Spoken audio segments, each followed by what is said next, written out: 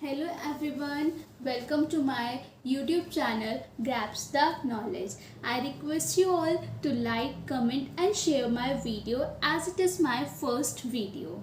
So without wasting your time, I'm gonna start the video. In this video, we will learn the meaning of word economics and different definition given by different economists of economics. So the word economics is derived from Greek word that are okios and nomia. What is the meaning of okio? Household, and nomia meaning is management. Eco कहाँ से आया? ओक्योस और नोमिक्स नोमिया से. ठीक है.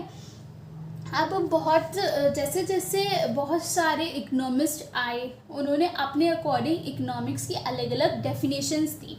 तो सबसे पहले जो इकोनॉमिक्स की डेफिनेशन दी थी वो किसने दी थी? एडम स्मिथ ने 1776 में. और एडम स्मिथ को ही क्या कहा जाता है? Godfather of economics. उन्होंने क्या कहा था?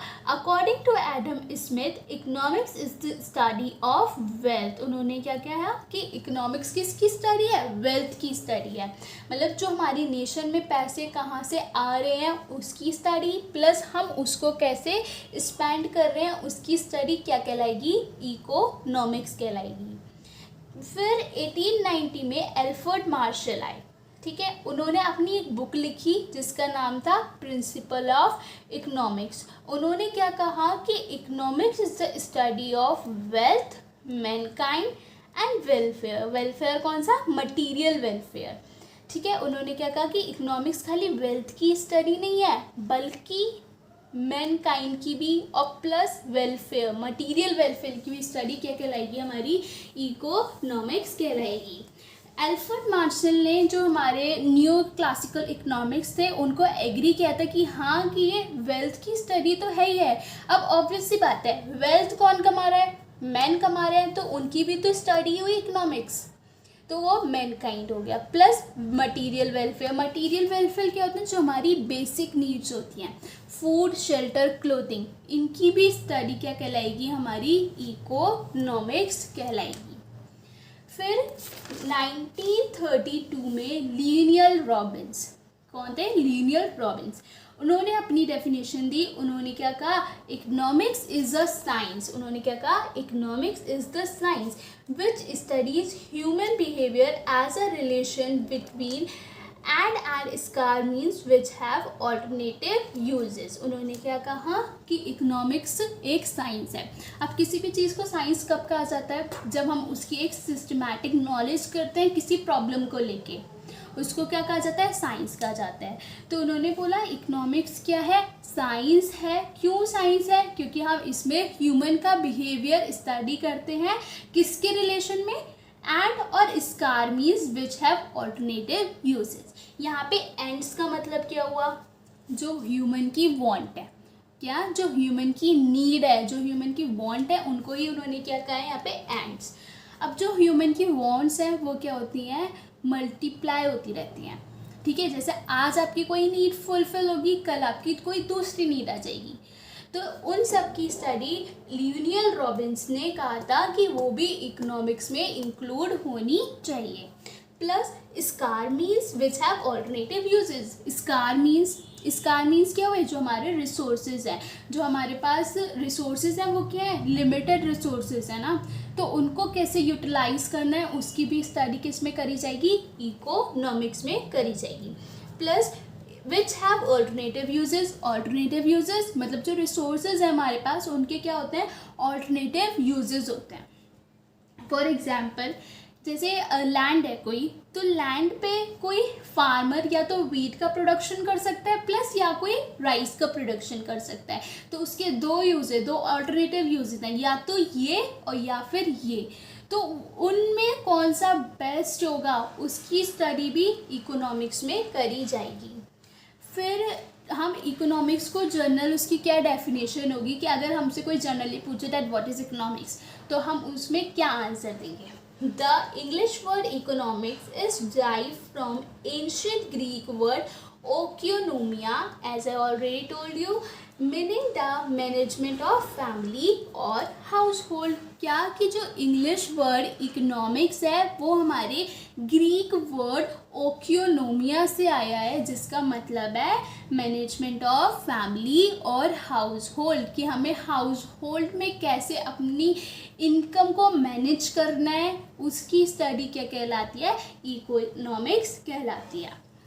अब हमारी फैमिली है, हमारी फैमिली में इनकम आती है, कुछ इनकम हमारी फीस में जाती है, कुछ इनकम हमारे सामान में जाती है, सामान किराना का जो सामान होता है उसमें जाती है।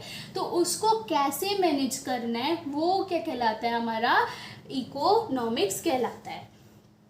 अब जैसे जैसे ये तीन इकोनॉमिस्ट थे, इन्होंने अलग अलग डेफिनेशंस दी, ठीक है। इनकी डेफिनेशन को मिला के हमारे पास आया कि आखिरकार इकोनॉमिक्स में आता क्या क्या है। तो फर्स्ट ऑफ ऑल इकोनॉमिक्स में क्या आता है, economics is about the study of scarcity and choice. किसके बारे में स्टडी है, स्कार्सिटी और चॉइस के बारे में भी स्टडी है economics. Economics finds way to reconciling unlimited want with limited resources। क्या कह रहा है कि उसमें हमें वे पता चले, मतलब हमारे पास रास्ते आए कैसे हमने अनलिमिटेड वांट्स को लिमिटेड रिसोर्सेज से फुलफिल करना है। ये किसकी मदद से हुआ, वो भी इकोनॉमिक्स की मदद से हुआ। तो इसकी भी स्टडी किस में इंक्लूड होगी, इकोनॉमिक्स में ही इंक्लूड होगी। फिर रिच और poor we all face economic problem. अब सोसाइटी में रिच भी रहते हैं और पुअर भी रहते हैं, और दोनों कोई ना कोई प्रॉब्लम फेस कर रहे होते हैं। तो उनकी जो प्रॉब्लम की स्टडी है वो भी किस में इंक्लूड होगी, इकोनॉमिक्स में इंक्लूड होगी। अब अगर कोई सोसाइटी में कंज्यूमर रह रहा है तो उसकी क्या प्रॉब्लम होगी कि what to produce and what not to produce in given income, कि उसके पास जितना पैसा आ रहा है उसको वो उसमें क्या खरीदना है और क्या नहीं खरीदना है, ये उसकी प्रॉब्लम होगी ना। तो इसकी भी स्टडी किस में इंक्लूड होगी, इकोनॉमिक्स में इंक्लूड होगी। Next, as a producer every entrepreneur faces this problem of choice what to produce and what not to.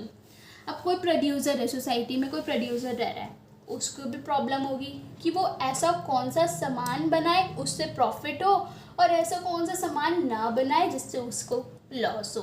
तो ये भी उसकी प्रॉब्लम हुई, तो इसकी भी स्टडी इकोनॉमिक्स में करी जाती है। Plus government also face this problem of choice how to use public revenue. अब गवर्नमेंट है, गवर्नमेंट को हम पैसे दे रहे हैं in the form of taxes.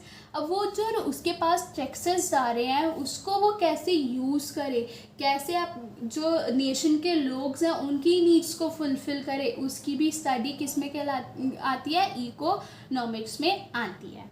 अब ये जो हमने प्रॉब्लम्स पढ़ी, ठीक है, अगर हम इसको एक इंसान की प्रॉब्लम को पढ़ रहे हैं, उसकी इंसान की प्रॉब्लम को स्टडी कर रहे हैं, तो वो क्या कहलाएगा, हमारा माइक्रो इकोनॉमिक्स कहलाएगा। क्या अगर हम इंडिविजुअली एक इंसान की प्रॉब्लम को स्टडी कर रहे हैं तो वो हमारा क्या कहलाएगा, माइक्रो। माइक्रो का मतलब क्या होता है, स्मॉल, ठीक है, माइक्रो का मतलब होता है छोटा, तो इसलिए उसको हम क्या कहते हैं, माइक्रो इकोनॉमिक्स।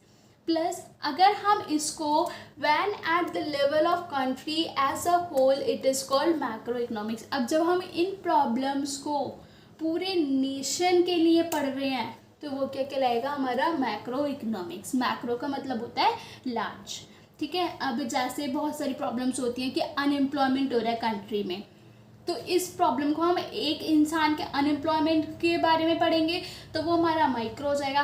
प्लस अगर हम इंडिया में कितने लोग अनएम्प्लॉयड हैं उनकी स्टडी करेंगे तो वो क्या हो जाएगा, हमारा मैक्रो इकोनॉमिक्स हो जाएगा। So it was all for today.